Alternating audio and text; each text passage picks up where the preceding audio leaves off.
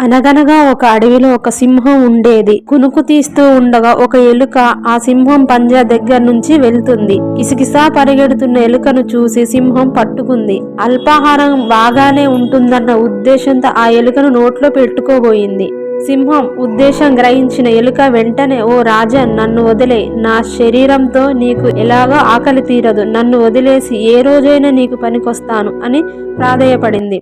నువ్వు నాకు ఏమి పనికొస్తావోలే కానీ క్షేమంగా వెళ్ళు అని ఆ సింహం నవ్వుతూ ఎలుకను వదిలేసింది. ఆ సంఘటన జరిగిన కొద్ది రోజులకు సింహం అడవిలో వేటాడుతుంటే ఒక వేటగాడు వలలో చిక్కుకుంది. ఎంతో బాధతో మెలికలు తిరిగిన వల నుంచి బయటపడలేకపోయింది. చివరికి కోపంతో నిస్సహాయతతో గట్టిగా అడవి మొత్తం వినిపించేలా గర్జించింది. జంతువులన్నీ దడుచుకొని దాక్కున్నాయి. కొద్దిసేపటికి ఒక చెట్టు వెనుక నుంచి ఎలుక కనిపించింది. సింహం పరిస్థితి చూసి వెంటనే ఎలుక తన దంతాలతో ఆ వలను చిన్న చిన్నగా కొరికి తీసేసింది. చాలాసేపు కష్టపడింది. చివరికి వలలో పెద్ద చిల్లు తయారైంది.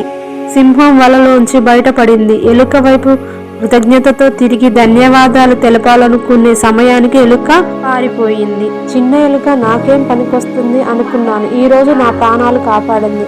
నేను ఏ జంతువును తక్కువ అంచనా వేయకూడదు అనుకొని అక్కడ నుంచి వెళ్ళింది. ఈ కథ వల్ల మనం తెలుసుకున్న నీతి.